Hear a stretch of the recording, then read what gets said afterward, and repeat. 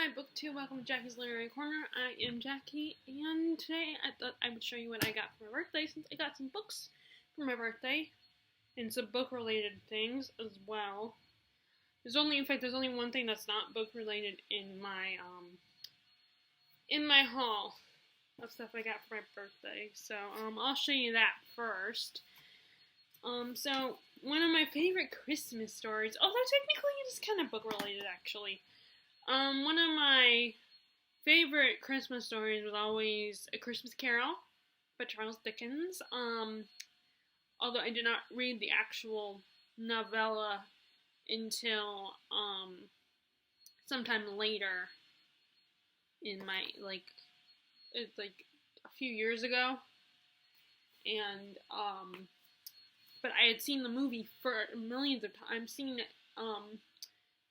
different versions of the story as different movie adaptations several times, and then I've seen a play production of it at our local community theater, not in where we live now, but in Maryland. And my dad was the Ghost of Christmas Present, which I think I've told you guys that before. I already knew the story very well, and then years later, I finally read the actual book in my big Barnes & Noble omnibus of Dickens' stories, like a handful of his novels, and included Christmas Carol. So, and I am kind of interested in I think it's a YA, the Afterlife of Holly Chase, which is kind of a retelling, but it's not like the main character.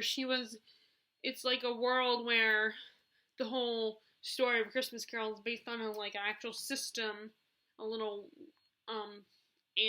one of the Scrooges was this woman, Holly Chase, or this girl, and she had failed, so the consequences of her not becoming a better person are that she becomes one of the ghosts, and she actually falls in love with the Scrooge that she's working with. And I have not read it, but I was kind of interested. But I'm also with Christmas books, I don't want to go buy a Christmas book that I'm going to end up getting rid of later, because I don't see any point in keeping Christmas books. I'll keep Christmas movies, obviously, but I won't keep Christmas books. Because it's like you only read them once a year. But, and I guess you could make the argument for movies, but for me, movies are a little different. So what I would probably do is around that time of year, I'll see if it's on my Libby app, and then I will probably get it off of there. That way I just have to borrow it and either read the ebook or listen to the audiobook. But anyway, so, I've seen A Muppet Christmas Carol. I've seen, which is most people's favorite, I believe. I have seen the one with the bits and pieces of the one with Sir Patrick Stewart as Scrooge. I've seen, I've never really watched the Scrooged movie, the one with Bill Murray and the woman from Taxi. And then I know there's an animated movie because there's a song. The theme song on that one is performed by Kate Winslet, which I love the song. I've never seen the movie, though.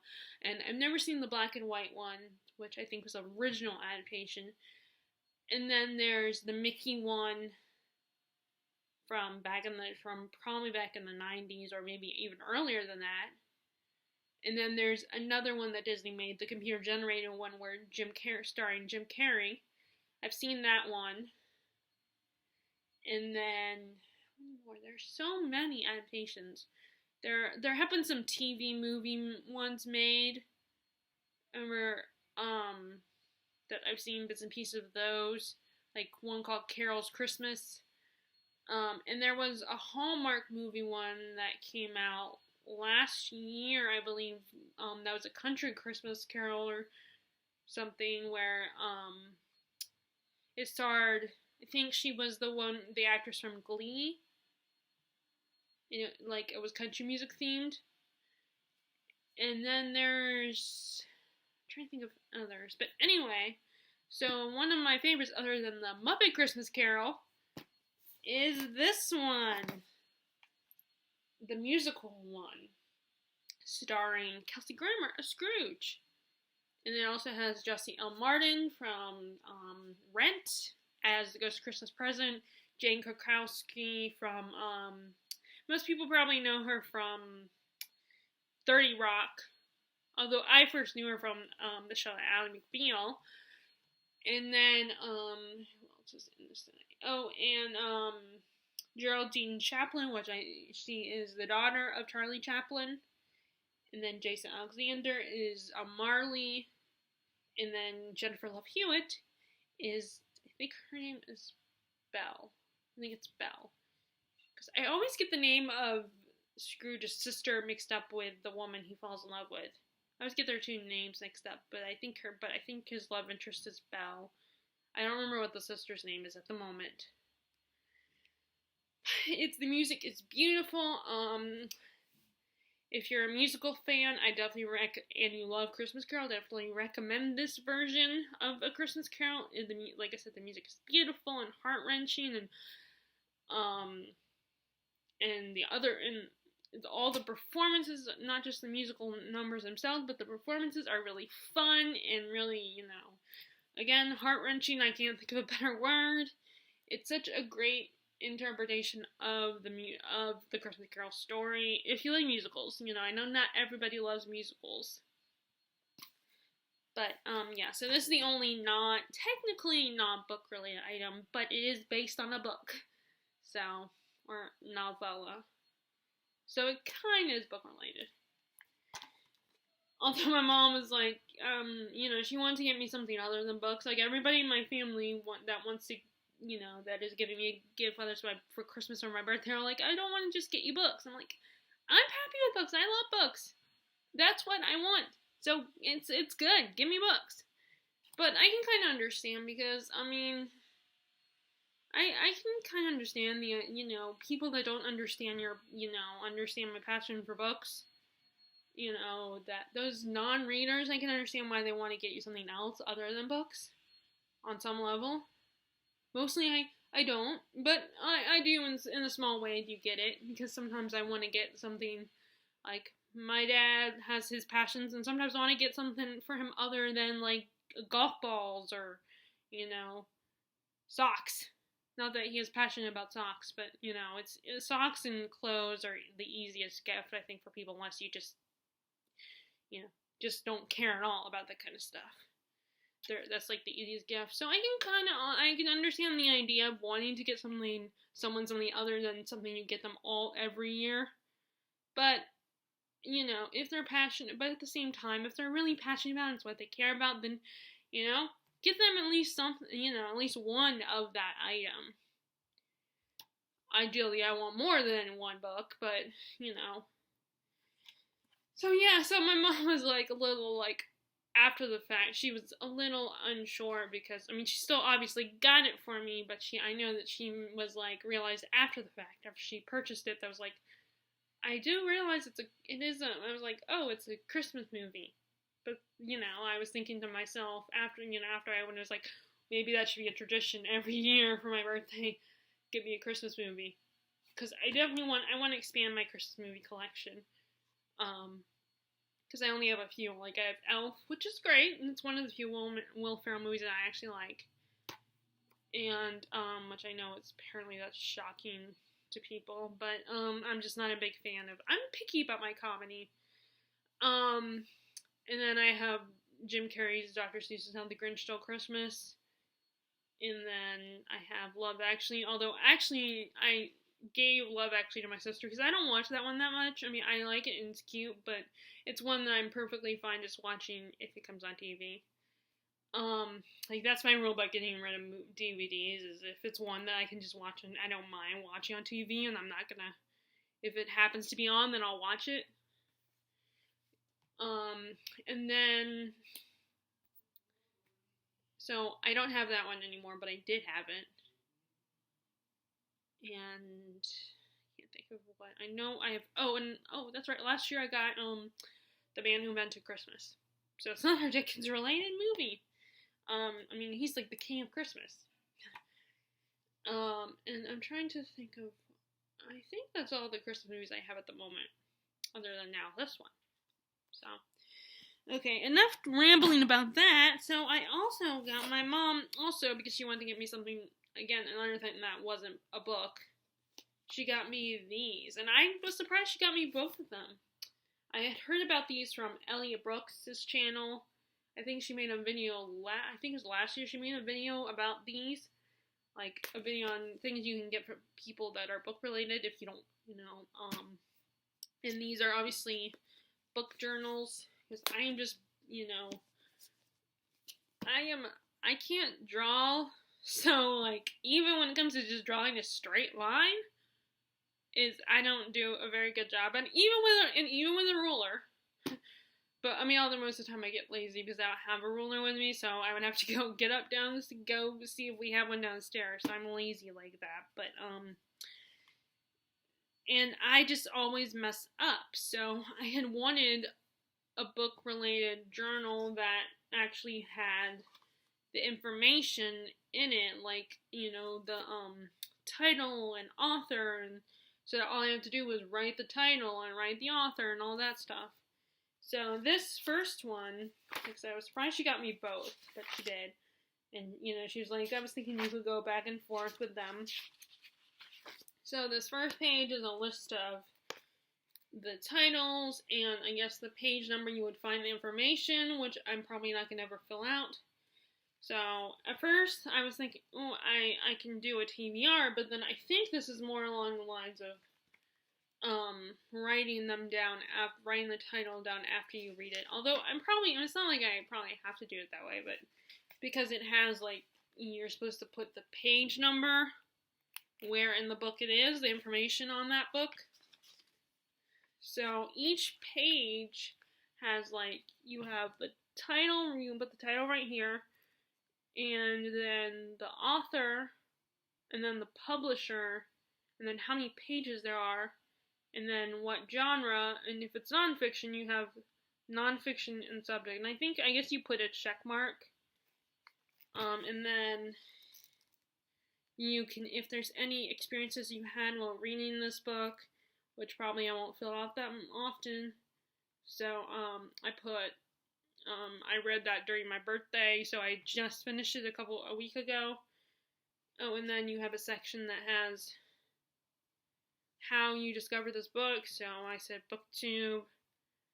I guess I could say Sean the Book Maniac, because I think he was the one who first brought the book to my attention, but I think there were other people who talked about reading Pachinko, on BookTube, so I just put BookTube, and then it has where and when you read it, so I said I had started the book at the end of April, going through to May, and then they have if you've checked out other books or related books to that, and then it says that if yes, you can add them to, on page 145, you can add the, books you'd like to read. So I guess related, you can add on their related books or books by the other books by that author. And then they have this rating scale, 1 through 10, or non-applicable. So it's the quality of writing, pace, plot development, characters, enjoyability, insightfulness, ease of reading, and if the book has photos and illustrations. Of course, at the very bottom on the next page, it has the star rating, which I'm probably not going to use. And then there's, like, notes and opinions, your other thoughts. And then it's the same on every page, basically. Let me see if there's any more in here that's not any other. It's basically the same on every page up until, let me see. Yeah, okay, yeah, I knew there was more. Okay, yeah, that's where it starts. So you have books I'd like to read, my reading wish list. So it's kind of similar setup to, the one that talks about books you're currently reading, once you're done, when are the books you finish reading, and then I guess this is another section where you can put more details about books you want to read. It says book title, author, the length of the book, and who's it recommended by, and then genre or subject, if it's a nonfiction subject, And then, what is that? Okay, so next you have a section that's books that are borrowed, lent, or given, which that would be a long list. Where I get my books, book tours, library, and other sources. So I could start pulling that out now. Oh, it has a quote by Henry Ward Beecher. Where is human nature so weak in the bookstore? Where is human nature so weak as in a bookstore? So it has a list of the books you wanna get. So the name. So I guess.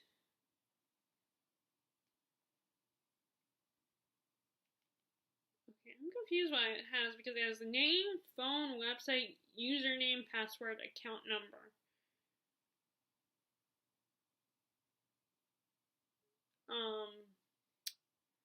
Okay, maybe, I guess you're supposed to put the names of places where you want to get the books. Like an address book for book places.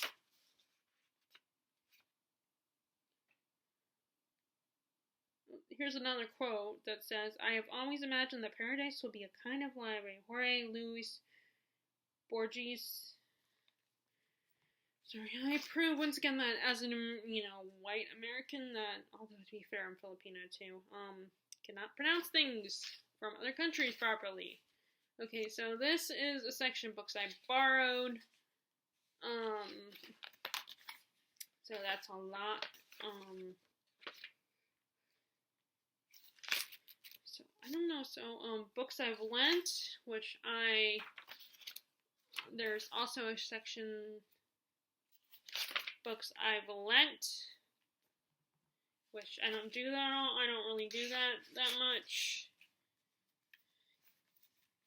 Especially because the people I would lend books to don't live near me, that are in a completely different state. Okay, books I've been given. So I guess these are books that you don't expect return. You expect to give to, which basically consists of books I've given to Terry. I did get, when we first moved here, I gave a bunch of books to my bestie Larissa, but then one of them I ended up taking back because I want to reread it. And I don't know if it's one of those books that I don't hear a lot about, so it's in our books a million is really small, and then the used bookstore I doubt would have it. Okay, so the same with the library. I don't think I've ever come across it at either place. So at the library or the used bookstore. So yeah, mostly it would be books it would have Terry. All 10 at the bottom there. Okay, and then it has a section for if you're doing I guess a book club. This is book group reading list. And so far, I've not started any of. I've thought of, that was one of those things where I thought about doing it, but then considering where we live and the type of people who live here, it would be, I don't know if people who would there's a couple coworkers that I think maybe, but they read a lot of genres that I'm just not as big into. Granted, I can make an exception, but. And then I think this is the last section, is acclaimed authors and books. So basically, books that have won awards or are considered, I guess, classics.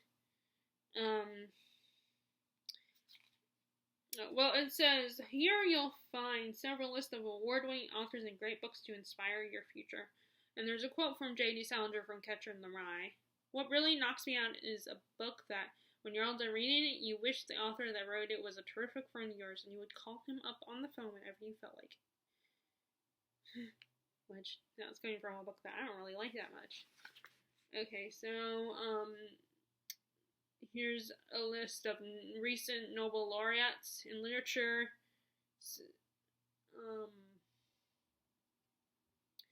Svetlana Alexievich, Patrick Modano, Alice Munro, Mo Yan, Thomas Transtromer, Mario Vargas Llosa, Hertha Müller, Jean-Marie Gustave Leclésio, Doris Lessing, Orhan Pamuk, Harold Pinter, Alfred Jelink, J.M. Cortez, Emeric Cortesi, V.S. Yapal, Gao Xinjiang, Gunter Grass, Jose Saramago, Dario Fo, Wisla, Sam. Okay, I'm not gonna. I'm trying to pronounce these correctly, but I'm probably totally off. But Toni Morrison is on here. Yeah, that's the only other name I know it's on here. So I guess these are people who won the Nobel laureates, who won the Nobel Prize, possibly. Pulitzer Prize winners. I'll just read the names of the books because I probably cannot pronounce any of their most of their name. Well, actually, there are a lot that I can. There are names I recognize on this list that aren't from.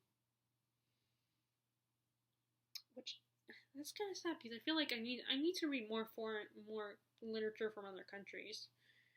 The Sympathizer, Viet Tang Nguyen. I don't know what country that author would be from. I feel like I should, but I don't. All the Light We Cannot See, which I've read by Anthony Doerr, it's pretty good. Although, like I said, I'm trying to read other books about other wars other than World War II. The Goldfinch by Don Tartt, I DNF'd that one. Because from what I read, it was a little too depressing for that long of a book. The Orphan Master's Son by Adam Johnson.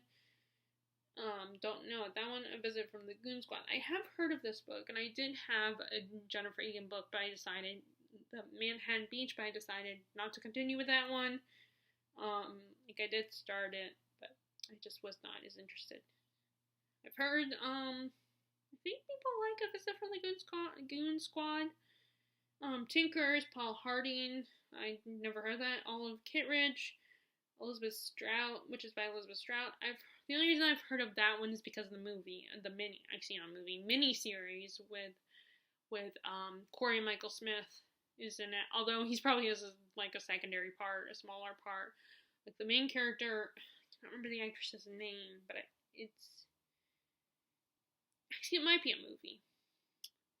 The Brief Wondrous Life of Oscar Wilde, Junot Diaz. I think I've heard of that one. The Road of Cormac McCarthy, I've heard of that one. In fact, I think that one was also made into a movie. Marsh, Geraldine Brooks. I have heard of Geraldine Brooks, and I didn't have one of her books, but I couldn't get into it. Gilead, Marilyn Robinson, I've heard of that one too. And I believe also that in Margaret Atwood's The Handmaid's Tale, that's the name of the place where they live, Gilead. But I've also heard of the book Gilead. The Known World, Edward P. Jones, I don't know. Middlesex, I bought that one. I started to read that one, but I just could not get into it. It was a little too odd for me. Empire Falls, I had that book, but then I ended up getting rid of it. Because that was one of these things where I liked the miniseries. Although I didn't even watch the whole miniseries, I just really liked it, but then I decided, I bought the book years ago when we moved here. When we moved here, I bought the book, but it was it's like I kind of lost interest, and I never picked it up. The Amazing Adventures of Cavilar and Clay, I had that one, but I ended up moving on from that one as well. I did start that one, but I did what I always do, which is look at Goodreads reviews. Interpreter Maladies, I've heard of, by Jhumpa Lahiri. I've read her other book, The Namesake, which I liked. The Hours, Michael Cunningham. I don't know if that's the one that movie is based on. About the,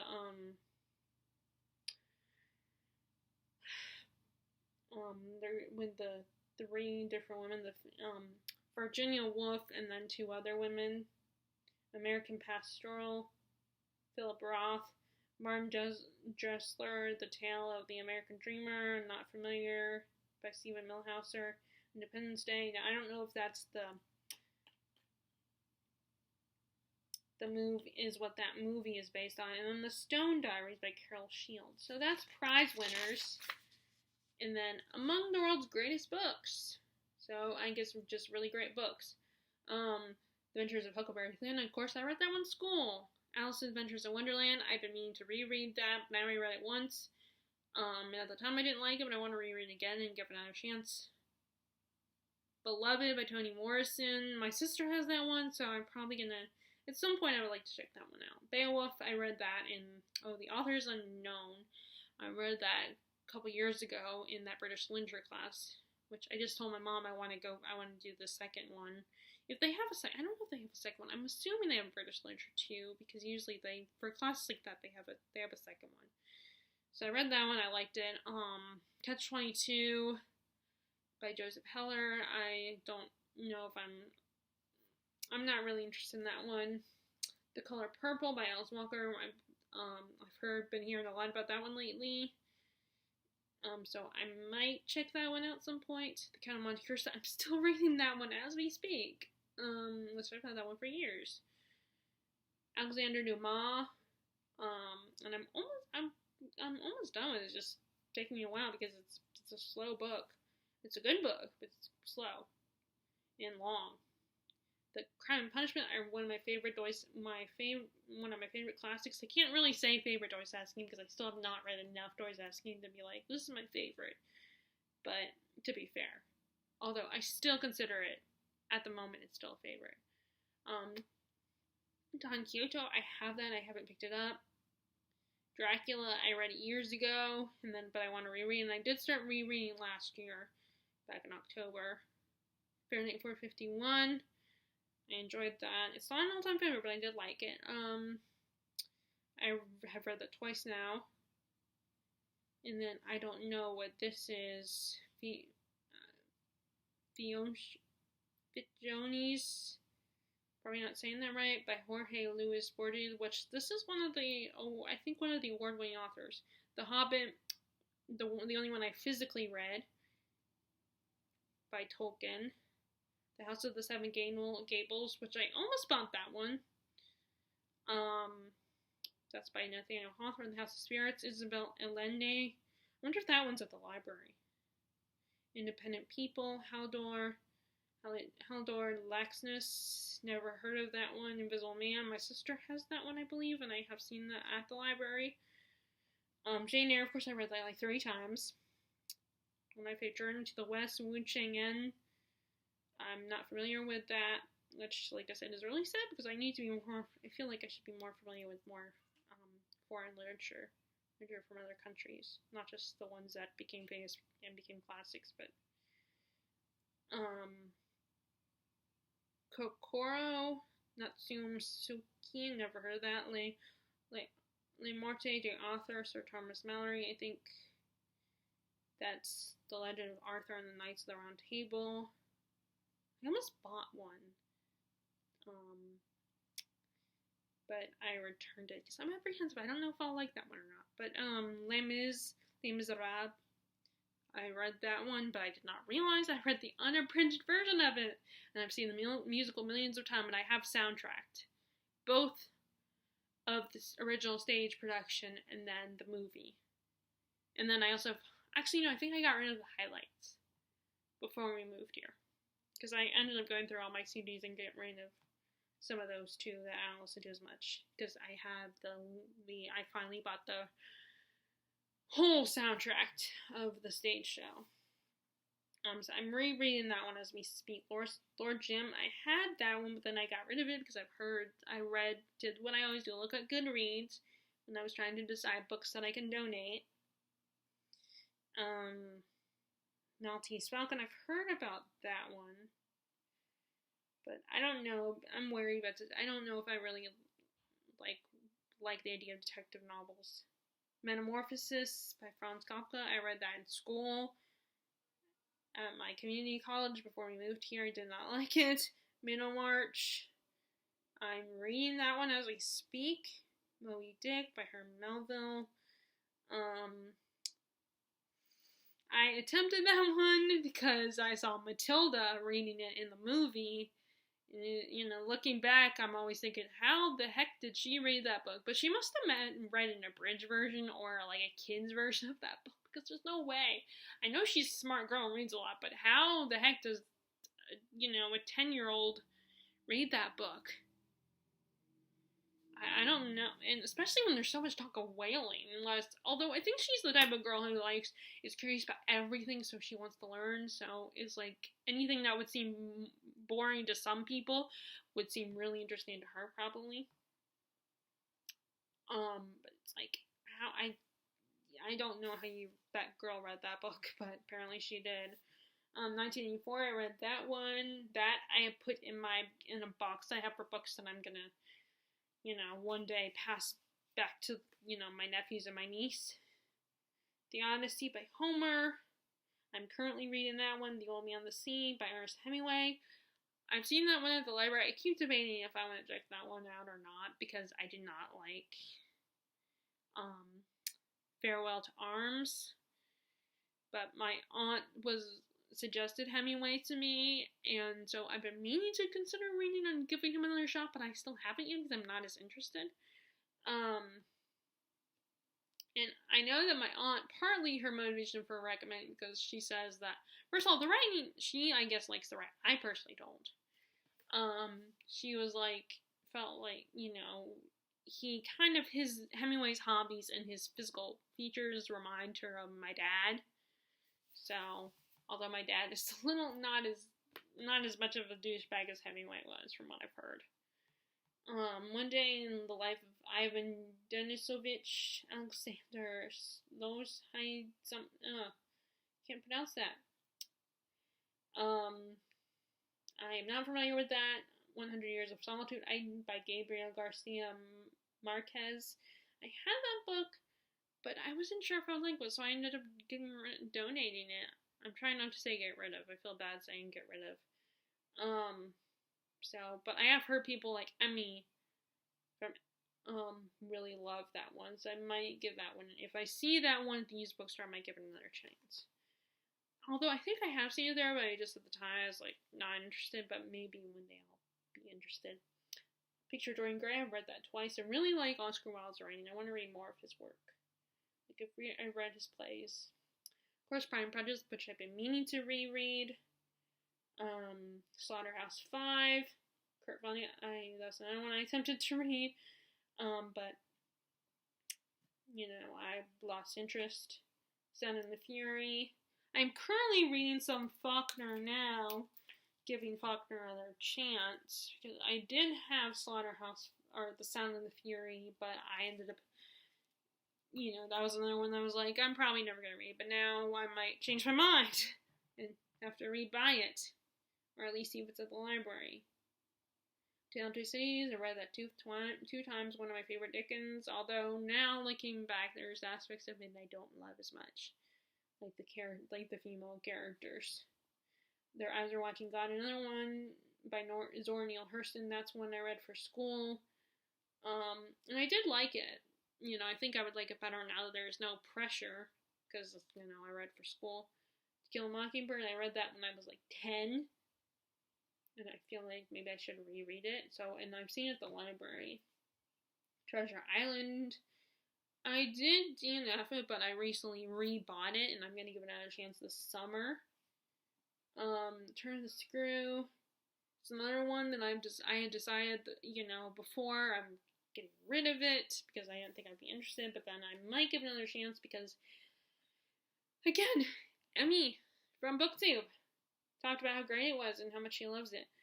20,000 Leagues Under the Sea. I just finished that one. I don't know if I'll continue getting any more Jules Verne or not. The problem is I can't get it from the library because the only other Jules Verne book there is Journey to the Center of the Earth, but it's the Illustrated Classics edition, so it's an abridged kid version, and I don't want that. I want an actual adult, unabridged version, but it's like, do I buy it? Because I didn't entirely love 20,000 Leagues Under the Sea. Okay, Walden by Henry David Thoreau. I have heard of that one. I don't know about it, though. War and Peace. I am in the middle of that one as we speak as well. War of the Worlds by H.G. Wells. I have seen the H.G. Wells at the library, but I don't know if that one's there, or if it is. I don't know if it's a, unabridged version or not. Wuthering Heights I've already read once, and I'm going to reread it, because I got that one I borrowed that one from the library. Now I bought a copy of it, because I really liked it. Okay, I'm going to skip the nonfiction section, because you guys are probably bored. In fact, there's only one. I have heard of some of these, but there's only one nonfiction book that I've actually read, and that is Midnight in the Garden of Good and Evil. Because to me, that read like a work of fiction. Drama. Okay, so I've read A Doll's House, but I want to reread that one. Death of a Salesman, of course, I'm familiar with that one, but I've never read it. Hamlet, I've read now. And The Importance of Being Earnest, I've read. But I want to reread Hamlet and The Importance of Being Earnest. A Midsummer Night's Dreams, I've seen a performance of it. A Raisin in the Sun, we studied that one. And then, of course, I've heard Medea by Euripides, which I think I've heard about Medea from Jean's Bookish Thoughts, and Ashley from A Frolic Through Fiction. I've heard about Medea from them. Oedipus Rex by Sophocles. I don't know if that one might be. I bought, I think I have that one. Because, last year, last year I bought, I bought a collection of all three plays, like the whole trilogy, so I think it might be in there, Oedipus Rex. I think that's the guy that sleeps with his mother or something. It's like, it has incest in it. And then Our Town, I should check that out because I did read Our Town. We read that in one of my English literature classes in college. A Rise in the Sun, I've also read, read in college. Poetry, I'm working on that as we speak by starting with Dante. And then I have, where's the other? And John Milton, and then Poe, I like to start. And I also have Elizabeth Barrett Browning. Okay, so then we have the section that's reading life. Problem with this is there's not enough. There should be at least 2 pages for favorite books, I feel like. But I guess they think, oh, a person won't have that many favorite books but I don't think they consider that people, sometimes their favorite books can still be pretty long. But they have a favorite book section and a favorite author section. But I also put slash books because, like I said,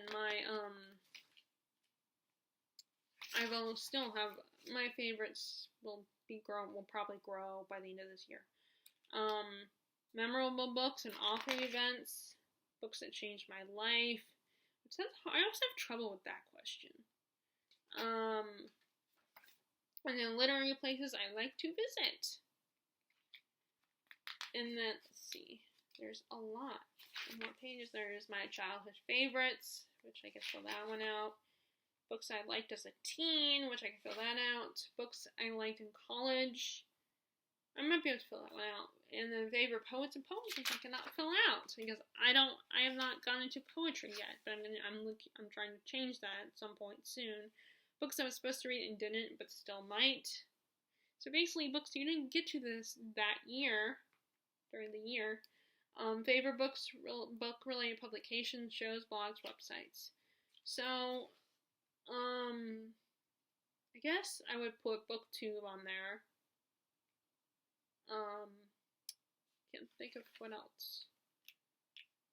Okay, so, and this is books on screen. There's the books on screen section. Books, so favorite movie adaptations, films based on books that I'd remake. So basically, which that would be a long list for most people, I think, because a lot of people do not like adaptations. How I'd make it different, books that would make great movies, and then casting notes, I guess, of who you would cast. And then books I liked with me if I were stranded on a desert island. Which I dread those kinds of questions. Because there's so many. Okay, enough with that. That's the Book Lover's Journal. It's the all black one with this. Which I thought this was one of those things that you slip on and off. But no, it's actually. And then, so I got this off of my mom bought this off of Amazon. And then let's get to the other one. I hope you guys aren't too bored by this. This is a book tracker. I like the look of this one. I think that it's colorful. It has, all these fake books on it.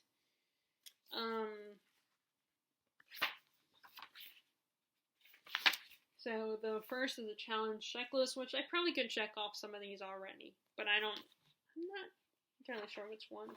So each page is, you have here's what they look like.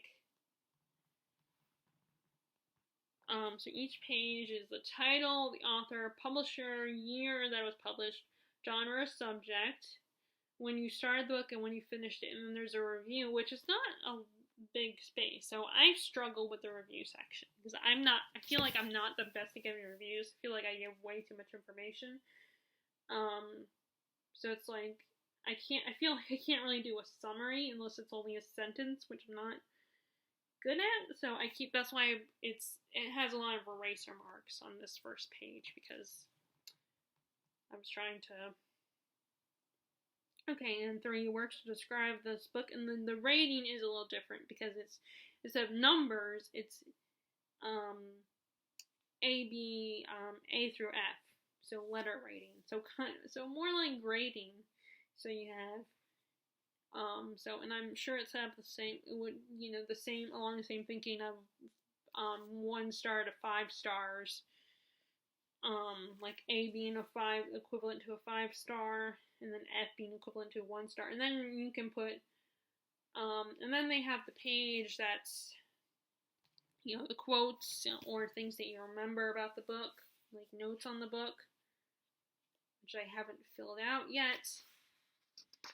And then so each page is like that, but then there's also challenges at the end of each section. So this is challenge number 1, which you had the challenges on the first page, like a list of them. Let me give you, so you had the list of the challenges right there, if you can see it. And then my other gift is, so challenge number 1, read a book about books, which wouldn't be too hard. So, and it has like a brief description of what they mean about the challenge, and then it says use this challenge to consider what books in reading mean to you by reading about what they mean to someone else. And then the next page has a list of different books that are like that, like The World Between Two Covers by Anne Morgan.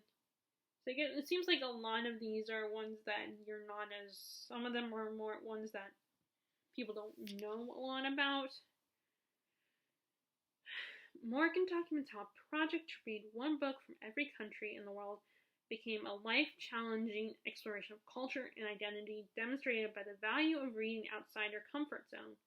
Bonus, the book is packed with recommendations for books translated into English if you're looking for more picks to help you with challenge number 4. What We See When Read by Peter Mendelssohn. In this beautifully illustrated, brain-bending work, Random House book designer Mendelssohn investigates how words on the page become images in our head as we read. This isn't about neurology. It's about visualization, what it feels like when we see stories in our minds. And then reading Lolita and Tehran, a memoir and books by Azar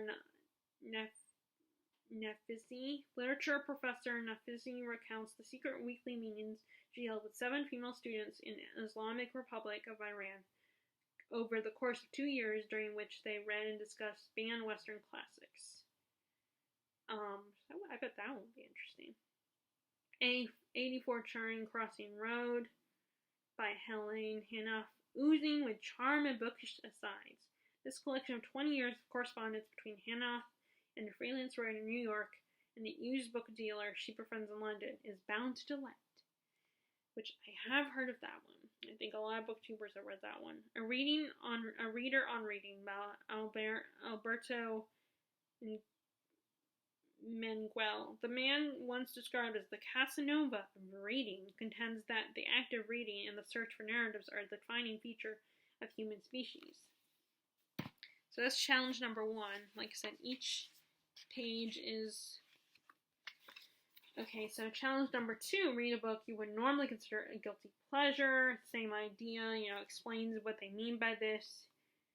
And then, say how you could use this challenge.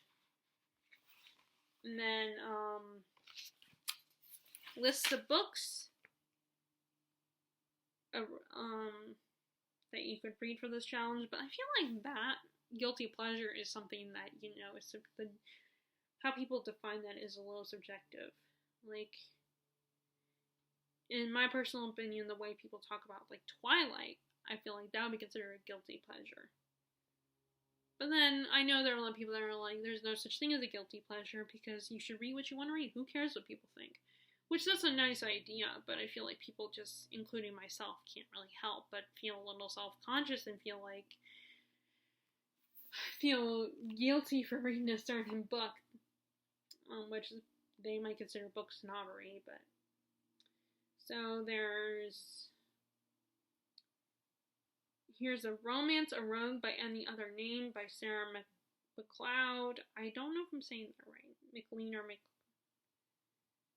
this is a romance. When Dimple Met Rishi, Sanjha Menon.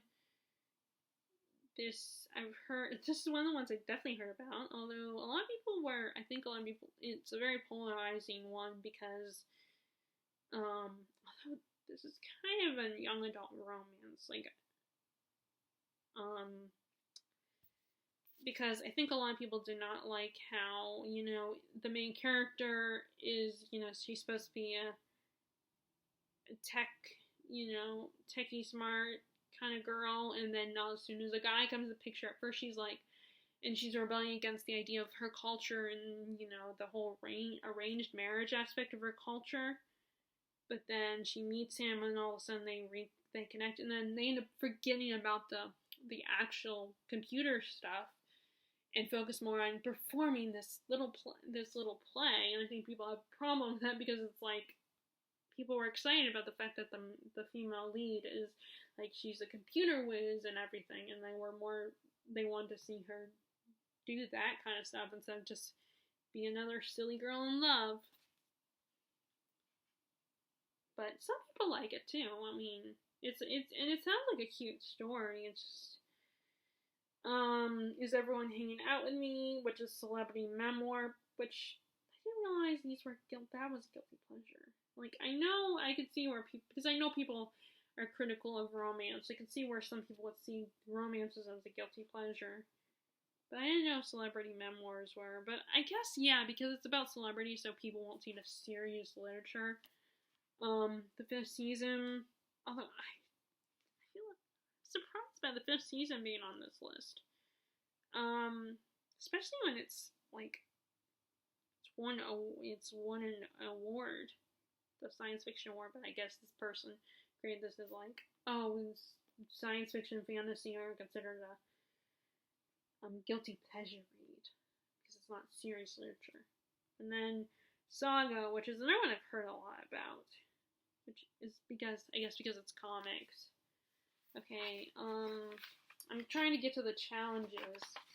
Okay, so next challenge is read a book about a current or social political issue, which I'm actually I think I would be fulfilling with listening to The Vanishing Half on audiobook. So, and then let's see what the recommendations are. Tears We Cannot Stop, A Sermon to White America, on immunity inoculation. So, I wonder if this person, when this book was published, or this journal was created, because this is about a woman deciding if she should get her first child that was just born vaccinated. Bread, wine, and chocolate, the loss of food we love.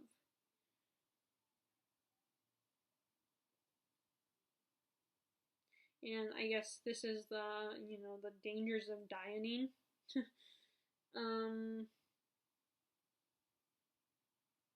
And how we're in danger of losing some of our favorite foods. Okay, incarceration, nations, a journey to justice in prisons around the world. So looking at the prison system in other, not just in America, but in other, all over the place. And feminism is for everybody. Which I'm sure you can, going by the title, can figure out what that one is. And then, if I'm not out of the screen goes black. Okay, so I'm trying to find challenge number 4. So, there's I think in challenge number 1, there was a book they said you could read for challenge number 4. Read a book that was originally published in another language. Basically translated works. And then, let's see. And then, here are some recommendations out by Natsu Karino, Japanese. It's a Japanese book. I've only read, really, I think, now 2 Japanese books by Japanese authors, but they weren't even, only one of them actually takes place in Japan. And that is, I think it is,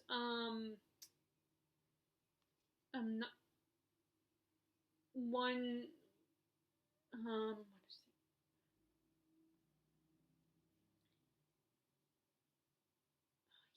can't think of what it's called. It's a weird, but anyway, I'll come back to that. Out by, which is, it says, if you like fried green tomatoes and Gone Girl, or if they had a baby, fried green tomatoes and Gone Girl had a baby, it would be this electrifying revenge thriller, The Alchemist, which I've read that. That's Portuguese, which I didn't know that was Portuguese. About an Andalusian shepherd boy.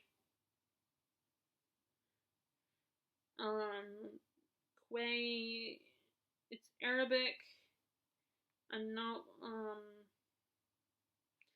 It says it's a surreal look at absurdity and irrationality of totalitarian government.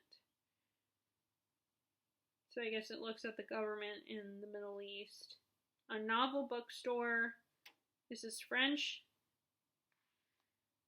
Kingdoms Come by Eyre, considered by many to be Mexico's greatest contemporary novel. It mixes surrealism, fables, romance in this genre-bending crime novel. Okay, so I'm trying to go through each of the challenges because the rest of the book is, the same. Okay, so, and then challenge number 5, read a book with LGBTQ main character or by an LGBTQ author. I think that's self-explanatory. Some recommendations are Here Comes the Sun, written with an intimate knowledge and understanding of Jamaica. This novel shows the cedar side of paradise, exploring queerness, race, religion, and education through the story of a mother and her 2 daughters struggling to make a better life for themselves. Kissing the Witch by Emma Donahue. I think this book came out not that long ago, or either that or it came out, or it's because of the success of Room. Maybe it's more acknowledged. This collection of feminist, mostly lesbian retellings of fairy tales by author of Room has become, okay, so it came out not that long ago. It's become something of a classic. When you read it, you'll know why. Oh, well, maybe not. Maybe it did come out. It's just now it's being put to the forefront because of the success of Room. If I Was Your Girl by Meredith Russo. I think I've heard of this one. She's a trans teen girl who moves to a small school in rural Tennessee. So it's high school drama, but, our main character is a transgender, will probably experience a lot of stupid prejudice because of that. Aristotle and Dante discover the secrets of the universe, which I have heard of that one. It takes 2 summers to figure things out, but Eyre makes the difficult transition from having no friends to having a best friend, Dante, to realizing he's in love with that best friend. Oh, and Lin-Manuel Miranda reads the audiobook of it. The Gap of Time, reimagining Shakespeare's The Winter's Tale. Winter Sun moves the story to London just after the financial crisis and a storm-ravaged American South. Write flawed characters with flawed characters entangled in jealousy, obsession, and even self-delusion. Don't be surprised when no one escapes unscathed. That sounds really cool. And I might read Dante and Aristotle because I think I've seen that one at the library. Or I might get the audiobook. Okay. Challenge number 6. Reread a book you read in school. To Kill a Mockingbird, which I might reread that. Beloved by Toni Morrison. My sister has that one. 100 Years of Solitude. Like I said before, I might give that one another chance. 1984. I liked that one. But I don't know if I'll ever reread it again. Pride and Prejudice. I think I need to reread that one.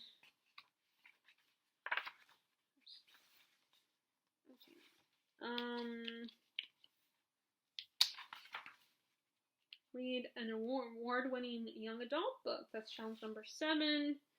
If You Could Be Mine is one of them. 17-year-old Sahar has been in love with her best friend Nasrin since they were 6, but Iran is a dangerous place for 2 girls in love, so they carry on in secret until Nasrin's parents announce that they've arranged her marriage. Yaqui Delgado Wants to Kick Your Ass by Meg Medina. When Penny moves to a new school, she learns that a girl named Yaqui, I hope I'm saying that right, wants to beat her up, but she never finds out why. This is the novel not only about bullying, but also about family, grief, and friendship. Bone Gap by Laura Ruby. People are known to just disappear from Bone Gap, but Finn O'Sullivan knows that Rosa was actually kidnapped by a man he can't remember. The problem is, the searchers never turn up anything and no one believes him. So what really happened to Rosa? Okay, March by John Lewis, Andrew Iden, and Nate Powell. This is a graphic novel trilogy about a congressman, John Lewis. He documents the commitment to justice and nonviolence has taken him from a segregated schoolroom to the halls of Congress, and from receiving beatings from the state troopers to receiving the Medal of Freedom from the first African-American president. The Absolutely True Diary of a Part-Time Indian by Sherman Alexie. Teenage Arnold Spirit asks Junior is growing up on the Spokane Indian Reservation. When he leaves the reservation school to attend a predominantly white school nearby, he discovers it may be harder than he imagined to make a new life and create a new identity for himself. I don't know what happens on your end when my screen goes black. Oh, and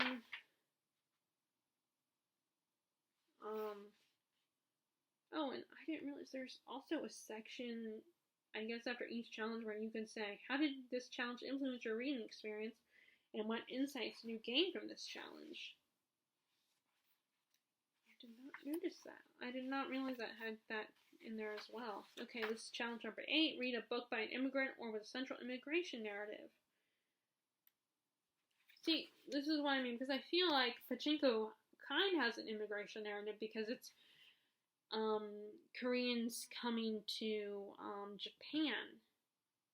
So it kind of is immigration. Like most, my first thought about immigration was all the people coming from different countries to New York on Ellis Island.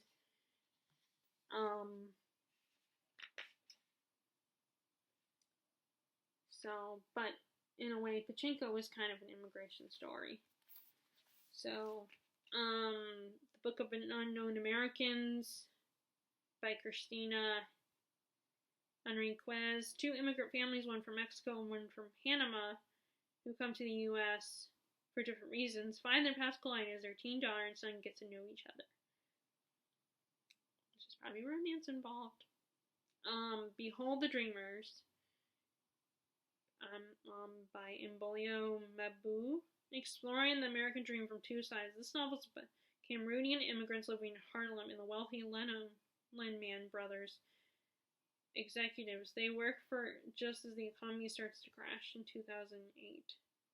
In the Country We Love by Diane Guerra, the star of Jane the Virgin and the Origins of the New Black, documents the reality of being undocumented in the U.S. and recounts how she found herself completely alone at age 14, having slipped through the cracks of the system that deported her family. Okay, finally, one I've read. The Namesake by Jhumpa Lahiri. Oh, I used to know her. I would pronounce her name. This novel follows a family from Calcutta as they make sense of their new lives in Cambridge, Massachusetts, with special focus on their son who grows up straddling 2 cultures. I've read that one. It's really good. And I've seen bits and pieces of the movie. They made a movie. I can't remember the names of the actors in it, but I am familiar with the actors who play the father and son. Funny and Farsi by Baruze Dumas. In this hilarious, thoughtful memoir, Dumas, whose family moved from Iran to Southern California when she was 7, shared challenges, triumphs, and memorable moments from navigating American culture. I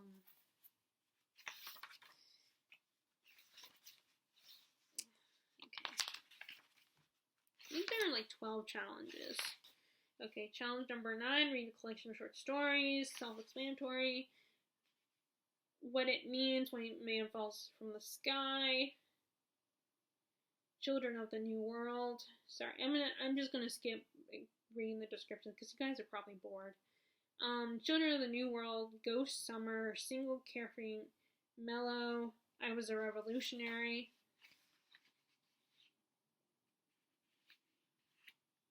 Okay, well, I'll read like the last sentence of each.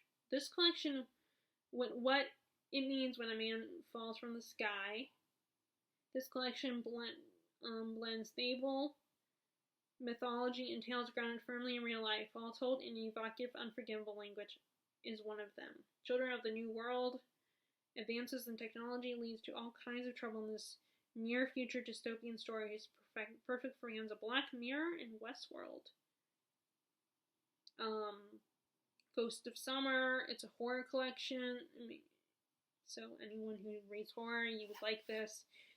The stories in this collection aren't all about ghosts, but they are all creepy, haunting, and perfectly chilling against their sultry summer Florida setting. Single, carefree, mellow. If Sex and the City had a younger, smarter sister, it would be this. I love how it says younger, smarter. It would be this collection of stories about the Laureates and humiliation modern women face in dating, sex, and relationships. I Was a Revolutionary in this fascinating collection. Found Millworld, a protege of Marilyn Robinson, and Tim O'Brien, weaves history books and I never can figure out how to pronounce that word. Anecdotes set around the Lawrence, Kansas. Ooh, that's where Lawrence, Kansas is where Sam and Dean are from. Sam and Dean Winchester, and just something human, raw, and immediate. That's challenge number 9. Okay, challenge number 10, read a book about space. these? Okay, so Defy the Stars. I've read that one. Naomi and Abel are forced to work together. This is a trilogy, by the way. I haven't read the other two books. They're very different life and death priorities. Set in the vastness of space, but firmly grounded in humanity, their not quite love story unravels against war ethical questions about artificial intelligence and what lies at the core of being human. Stories of Your Life and Others by Ted Chiang. Automatons, aliens, and high-stakes questions abound in this collection of short stories, which includes the tale that inspired the blockbuster film Arrival. An Astronaut's Guide to Life on Earth by Chris Hadfield. In warm, humor-filled prose, Hadfield, one of the most experienced astronauts in the world, shares what going to space taught him about ingenuity, determination, and being prepared for anything.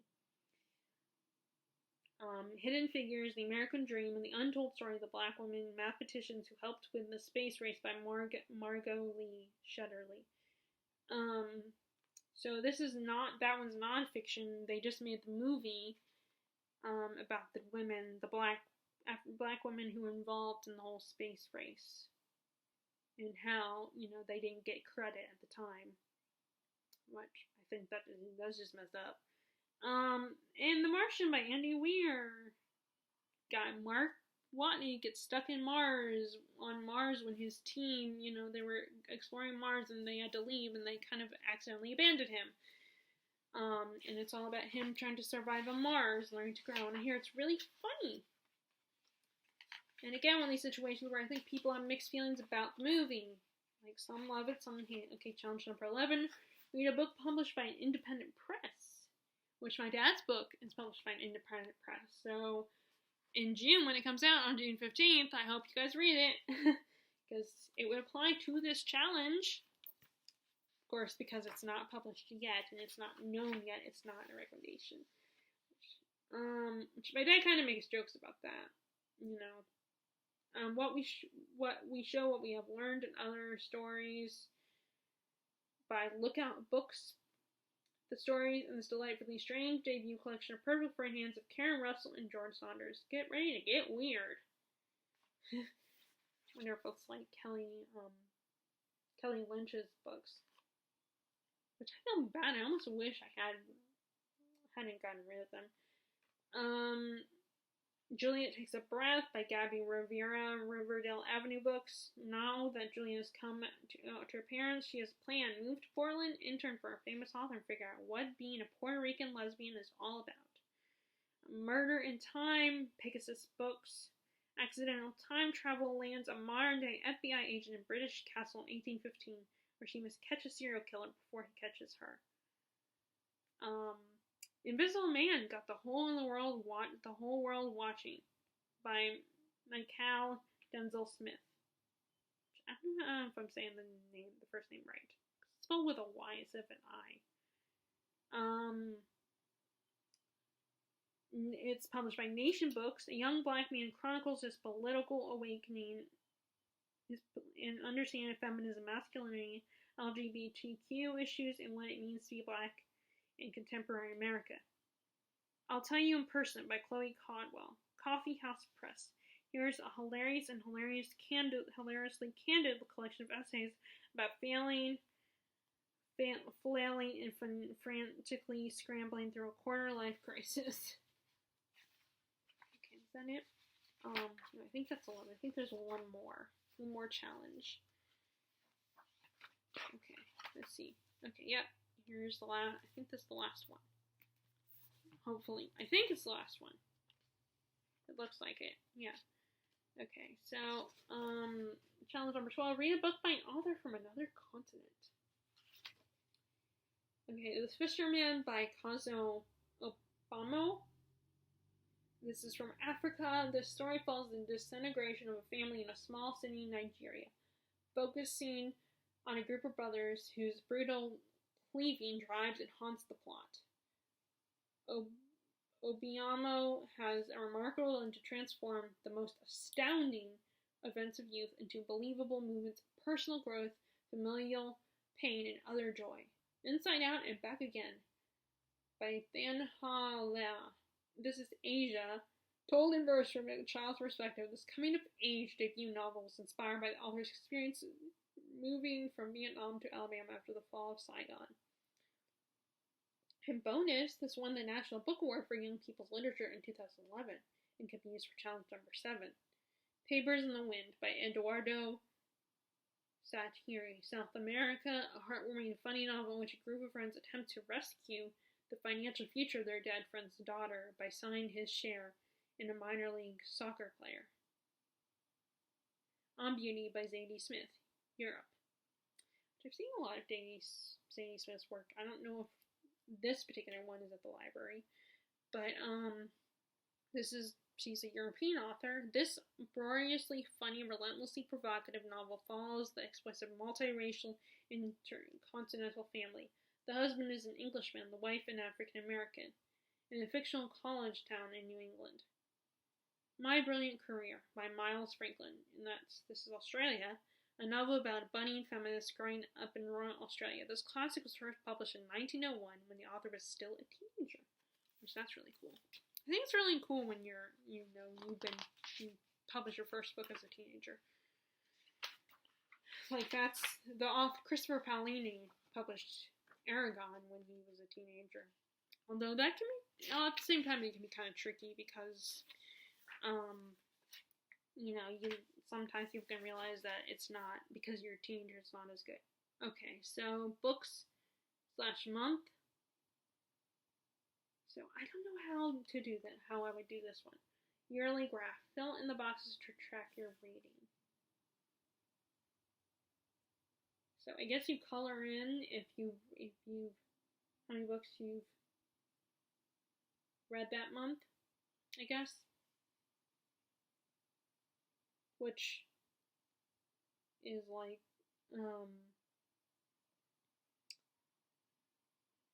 and they have 20, so yeah, I guess you color in how many books you've read that month, that year. I don't know if you can see it. Okay, so, and then, I was looking at upside down. And then, this is to be read, write in titles of books you want to read. So, which is really cool, because, see, this is one of those things I like, because a lot of people I've seen, like, Bookish Princess, I think, does this, where she draws, like, what looks like a book spine, and then writes in the title. I think she's the one that I saw doing this. One of the book tours I like watching does this. Like, there are some book tours that are just really good artists, in my opinion, that have done stuff like this. And I'm really jealous because I can't draw. I mean, I have drawn book spines before.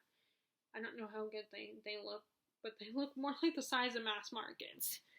So yeah, I like that. And okay, good. There's 3 pages, which is nice. I like it when there's at least 3 pages. I feel like the same thing with favorite books.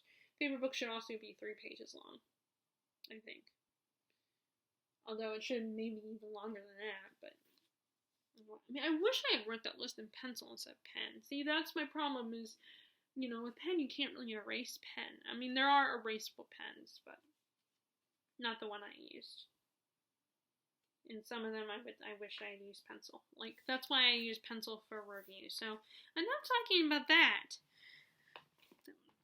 Okay, and then the last thing my mom and dad got me, more so my mom probably, is finally I got Rule of Wolves. There's quite a few books and series that I've been wanting to get the next book. I think there was another one that the new book, Life of Annie LaRue, I want to get that one at some point.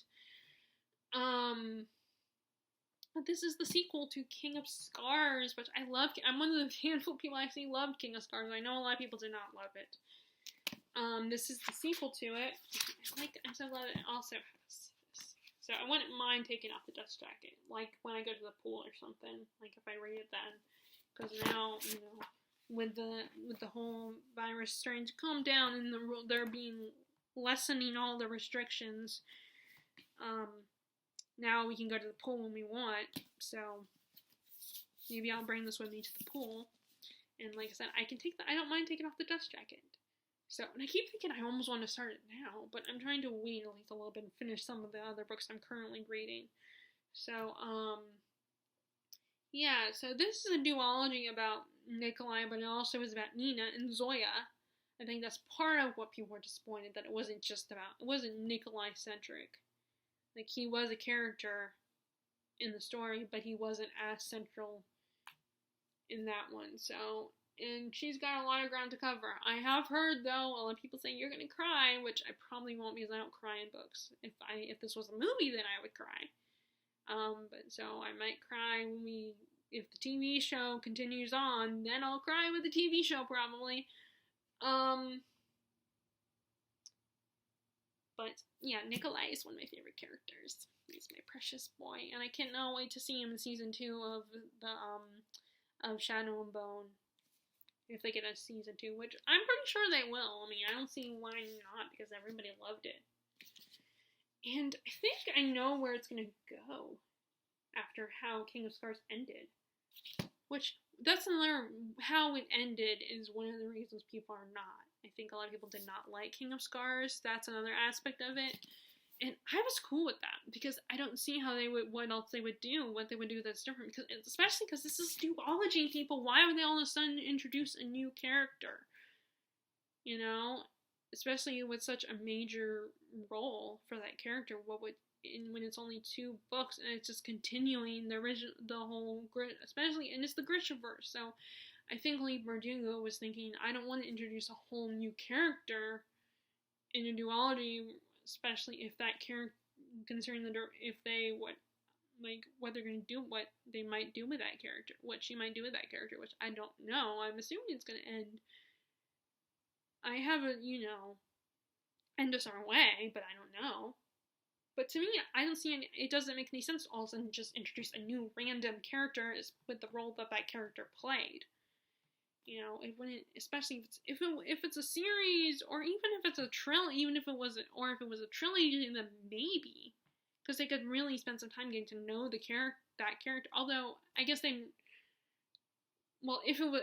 she had wanted to introduce this whole new character that would cause trouble for the main characters, then yeah, I'm trying not to spoil anything, but I mean, of course, I'm sure if you've read the first book, you probably know what I mean, what I'm referring to, who I'm referring to.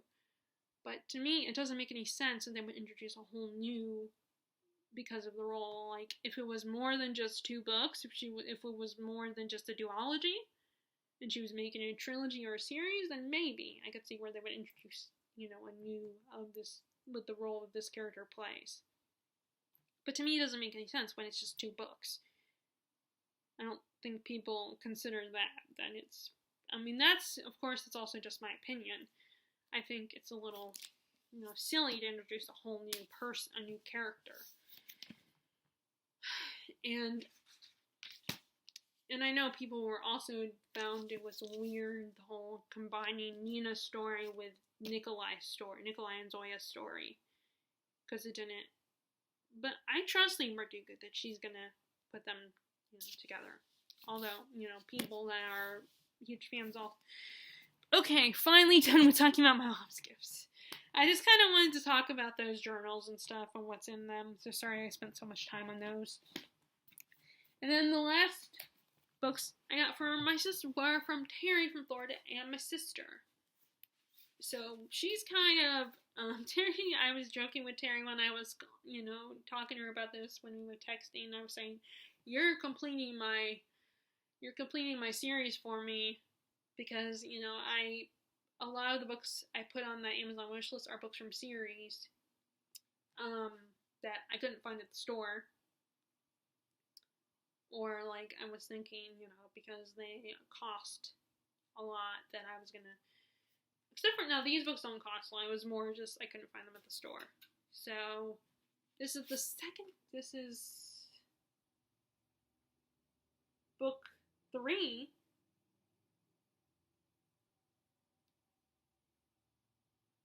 of Juliet Marillier's series, which for the longest time, I only had Daughter of the Forest. and I didn't, so this is one of those, my first fantasy books I started to buy that were more adult books.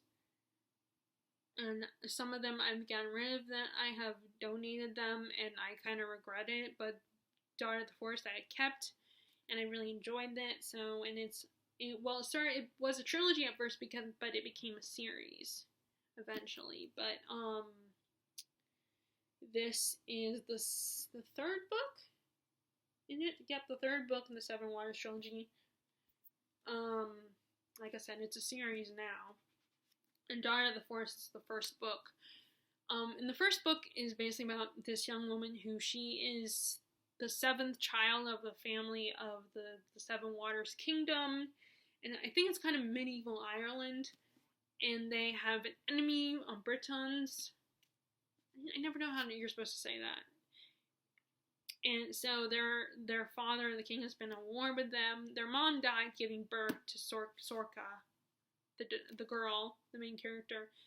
And there's this, and then their father, is never planning to remarry. He's never loved anyone else again. But then one day he comes home with a really beautiful woman. He's completely he's in love with. The kids are surprised. His 7 children are very surprised. And Sorka doesn't trust her, and some of her brothers don't. She has 6 older brothers, and some of her brothers don't trust her. But some of them really like her and are enchanted by her. Turns out she's literally an enchantress, and she has their father in her thrall, and when she expects that Sorka and some of her brothers are onto her, she turns them all into swans, except for Sorka, who escapes. And she is spoken to the fairies of this world. They contact her and tell her that she can break the curse on her brothers, but she cannot say a word, cannot speak at all to anyone about this or anything. She has to remain silent the whole time and has to make these nettle sweaters that she can put on her brothers at a certain time to save them. But if she speaks at all, the curse will remain intact and she will doom her brothers forever to be swans. So she spends hiding out in the forest away from her evil stepmother and works on making the nettle sweaters. But then eventually, she is rescued by the new king of Britain. He finds her and takes her to his home, and her mother essentially interrogates her and doesn't trust her because she's part of the enemy kingdom, and the new king starts to fall in love with Sorka. But she can't talk. She won't say anything to him because she's not supposed to talk, or her brother's curse will be null and void. There is rape in that first book, and I think I'm trying to remember if it was. I think other people who read the book said it's kind of graphic, and it really deals with the aftermath of that and how it really affects Sorka. And it's a very traumatizing experience for her, and she's now wary of men now, and she didn't even want to get married to begin with. So what a way to be introduced to the male species, or I should say sex. So it's a beautiful story, beautifully written. And then the other books in the series are about the next generation. So they don't continue the original story. Like the story, each book has has an end and a conclusion. But each book also in the rest of the books in the series deal with different members of the family, of the Seven Waters family. So I've been wanting to continue with that as well, and the screen went black again. So, the one I got was Shadow of Prophecy, like I said, is the third book. So I think that's one of my goals this summer, is to read some of the books from my series, which I'm going to film a video about that. Okay, so the next 2 books that Terry got me were 2 books from the Temeraire series. Takes place during, I think, during Napoleon's time, and but it's what if we had dragons at that time, like dragons during the war, and our main character, William Lawrence, he is a Navy captain, and he and his crew infiltrate I think French ship or Chinese ship that's escorting a dragon egg to Napoleon, but they infiltrate it and steal the dragon egg, and they have to find someone to become the dragon, a dragon rider, an aviator, and Lawrence accidentally finds himself becoming that, even though they had picked someone originally. But the dragon Temeraire forms a bond with Will Lawrence, instead. So he goes to Scotland to train to be a dragon rider, which is not what he had in mind, but he ends up seeing how the rivalry between and prejudice against the dragon riders, and becomes really attached to Temeraire. And the second book involves them going. China wants their dragon back in the second book, and the third book involves them going to Istanbul because there's and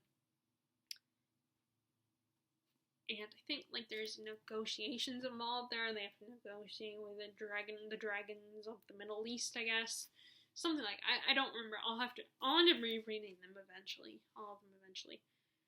And then the fourth book is Empire Ivory, which I got that one for Christmas from Terry, actually. She's been getting me, which good girl Terry, give me all the books in the series. I don't even know if she'll watch this particular video. She might, because it kind of involves her. And this is Empire Ivory is the fourth one, so I'll read that. And then we have book 5, Victory of Eagles. And then book 6 is Tongue of Serpents. And I just need 2 more books in this series, because I have the last book already, because I just bought it myself at Given Memorial Library, or bookstore, the Rose Office Bookshop. I bought it thinking, well, eventually I'll get all the books in the series, which I have so far. I have, thanks to Terry, mostly. Because one of them I might have bought myself, I think. And last but not least is a gift from my sister. So, I've been trying to read the Wizard of Oz series by Frank L. Baum, and I did have a bind up on those fancy Barnes & Noble books that has all the books, at least volume 1, because there are a lot of books in the series. I was thinking 14, but I don't know if it's actually 14 books. So The Wizard of Oz is not the only story that he wrote. He also wrote several others, and it's basically a series. So I have volume 1, and originally I intended to buy volume 2, but I couldn't find it when I looked for it on Amazon. And I do prefer reading paperbacks anyway. So, these were all on my wish list. Now, I don't know the order of these, I'll have to look. But, The Lost Princess of Oz,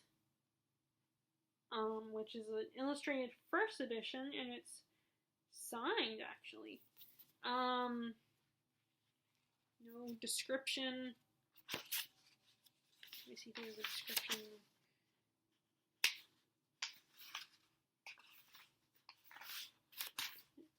So, it's the 100th anniversary edition. And it's dedicated... Oh, and the daughter's name is Ozma. That's cool. My name. So it was dedicated to his granddaughter, Ozma Baum. So there's no description. This is Glinda of Oz, so it's about Glinda, the Good Witch of the North. Although, as Wicked finds out it was originally Glinda. And then this one is the Tin Woodman. So it's about the Tin Man, I guess.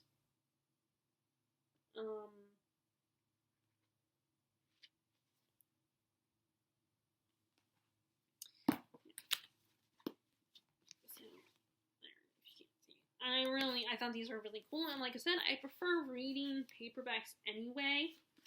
But yeah, I've been collecting the Oz books because I feel like Wizard of Oz is kind of another story, a children's story that has been part of my life for a while, you know. And again, just like A Christmas Carol, my dad played the wizard at our local community theater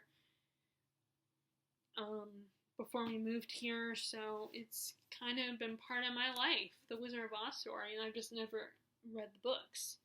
So I want to read the books and really get to know the world of Oz. And then, who knows, maybe watch the movie Return to Oz, which I'm told is really just not, you know, it's very dated, but it's still kind of part of it. And then I have the original Wizard of Oz movie, based on the play, the musical, and I do have a copy of the script, which I don't know if it's in the donation pile or in that box. I think I saw it in that box I have in the corner of books I want to keep, but I'm going to, you know, save them for my, like, that I don't want to keep on my shelf. And then, I have the original, you know, and then I have the Tin Man miniseries by Nick Willing, I think his last name is. He wrote a lot of fantasy miniseries. He's kind of the most recent, because, like, you had, back in the day, in the 90s, was Robert Hummy Sr., and I think, and then Nick Willing kind of took over. He did Alice as well, the Alice miniseries, which is like a modern Alice in Wonderland, where, like, Wonderland, the Queen of Hearts, turned it into a casino, like, created a casino, and has captured humans, which she calls oysters. So it's kind of a modern retelling of the Wizard of Alice in Wonderland. It's really fun. And then they have Tin Man, the Wizard of Oz, is about DG, this modern girl who gets sucked in by the Twister in Oz. It turns out she is the next generation Dorothy. She's the granddaughter of Dorothy. And her sister when she was a little girl, was possessed by the Wicked Witch of the West. And so her sister is the antagonist, and DG has to stop it, which I guess in a way that's kind of a spoiler. And DG kind of has to stop it and figure out what happened and why her sister was possessed and everything. Okay, so that's what I got for my birthday this year. And I did recently place a thrift books order. Got 3 books. And then also my mom took me shopping the Sunday before, offered to let me go into Books A Million Sunday before. So I got, which I had trouble with that, but I picked out a book. I'm looking at it now. What is it? I can't remember what it's called. Let me get it.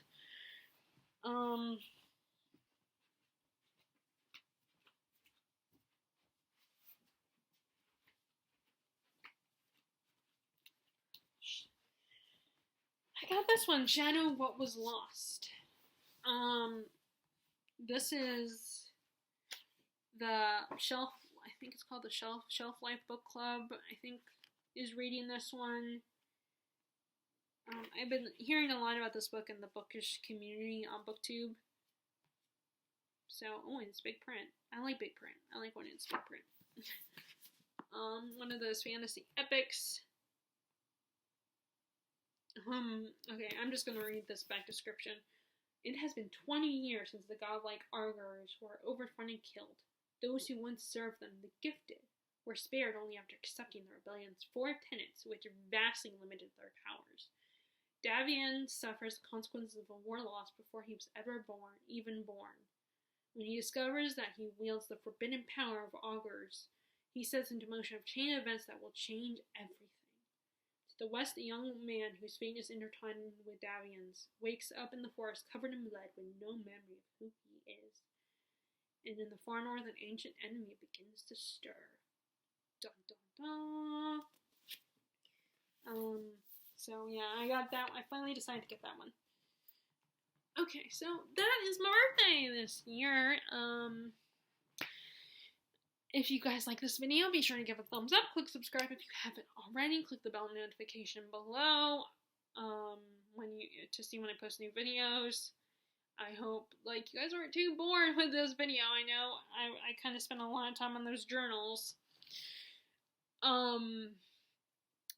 But give a thumbs up if you like it, if you weren't bored.